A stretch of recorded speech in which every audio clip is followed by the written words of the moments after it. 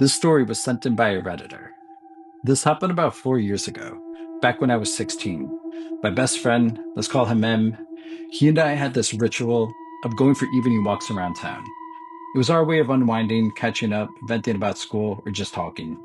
Our usual route took us over this bridge that crosses some train tracks. It's not a creepy bridge by any means. It's wide, well lit, with streetlights, and we'd walk over it a million times without a second thought. Nothing ever felt off until that night.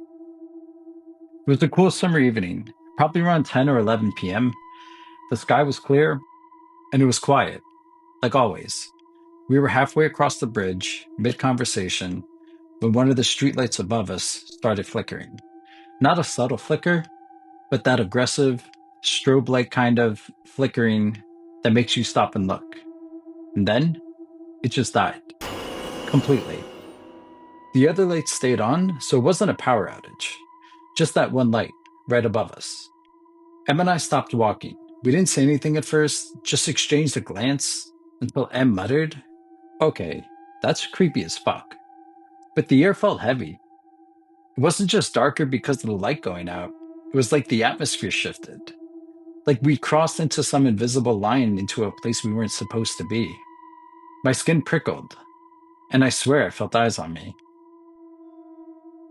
And then we heard it, a scream. It came from below the bridge, down where the train tracks run. It echoed off the concrete pillars, steel rails, so loud and sharp, it felt like it pierced right through me. At first, I thought it was human. A woman, maybe, in pain or panic, but it didn't sound right. It was too distorted, like something was trying to sound human but couldn't quite get it right. The scream lasted maybe 5 seconds, but it felt like forever. As soon as it stopped, the silence was worse. It was like the world stopped holding its breath. We didn't stick around to find out. We ran. We didn't stop until we were far away, panting in the middle of a well lit street. M finally said, "What the fuck was that?" My mind went to Wendigo and Skinwalker stories, but we're not even in that part of the world. The next day, I checked the news, social media, everything. No missing people, no injured animals, nothing. Our town is small. Something like that would have made waves. But that scream wasn't random. It felt personal. Like we'd stumbled into something's territory and it wanted us to know. M downplays it now, but when I bring it up, I see it in his eyes. He remembers it just like I do. I still get chills thinking about it.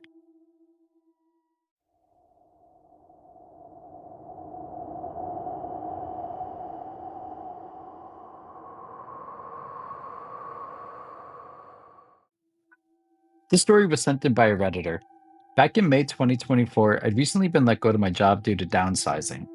I was on severance and I had savings, so I took a small break before finding another job. My best friend had just inherited a car from her family in California. She wanted to fly back to pick it up. Spent several weeks there, then drive across country to New Orleans. Since I was job free and had never seen California, she asked me to join. She never offered to cover my plane ticket, hotels, gas. All I had to do was pay for food. I thought that was overly generous, but she said she wanted the company, safety, and a fun friend trip, so I went. After picking up the car, we started driving east, Nevada, then Utah, then Wyoming.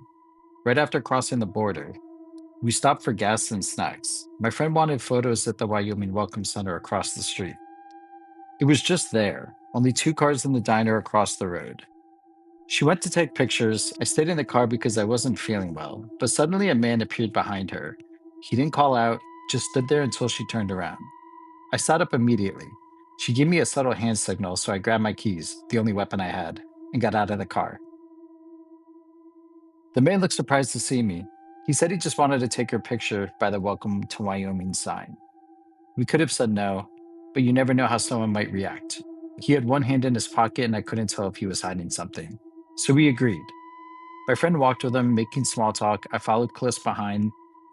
Every time he tried to slow down to get behind us, I stopped too, blocking him.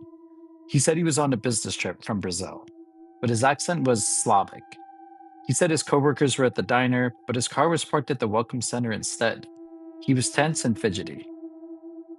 At the sign, she took his photo. He kept rambling, asking us questions, and stalling. When we finally started walking back, he dragged it out again, finishing a topic, then started another. I grabbed a rock and some gravel just in case. I was fully prepared to fight if I had to. Finally, I cut him off. Well, we'd better get back on the road. We're expected. He looked uneasy, then said, "Oh, okay, thanks for the help," and walked briskly back to his car. I made my friend wait until he drove off. Only then did we go back to our car. We were shaking. She told me she felt like he was trying to traffic her. She said, "I'm so glad I brought you with me." We bought Mace at the next stop. The rest of the trip was fun, but I'll never forget that man's behavior. Something was off. If you go on a road trip, bring someone with you. Stay alert.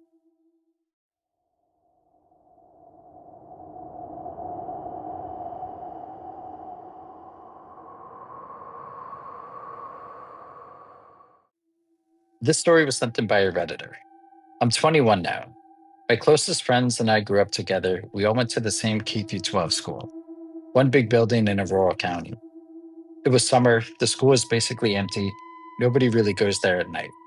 One evening around 10:15, we were out driving backwards in cemeteries like we sometimes do. On a whim, we decided to stop at our old school and walk around. Mason wandered to one side of the building, while Emily and I looked through the cafeteria windows. That's when I saw it. A figure standing there, draped in a deep crimson cloak. Hood up, head down, arms stiffly out at its sides. I whispered for Emily to look. She froze. What the fuck is that? Then we heard Mason yelling, running toward us. Before I could process it, Emily was screaming and grabbed me. The hooded figure was suddenly right up against the glass, head down, pressed to it. He bolted, scrambling to the car. By the time we were inside, Emily was crying. Mason floored it out of the lot. As we sped away, Mason told us what he'd seen on the other side of the building. 3 figures, lined up, facing the wall, all in the same red cloaks. We were sick with fear. I wanted to call the police, but we knew we'd never be believed. People would just see us as weird goth kids making up stories. To this day, I have no idea what they were doing in that school. A cult? A prank? Something worse? I'll never go back to that place again.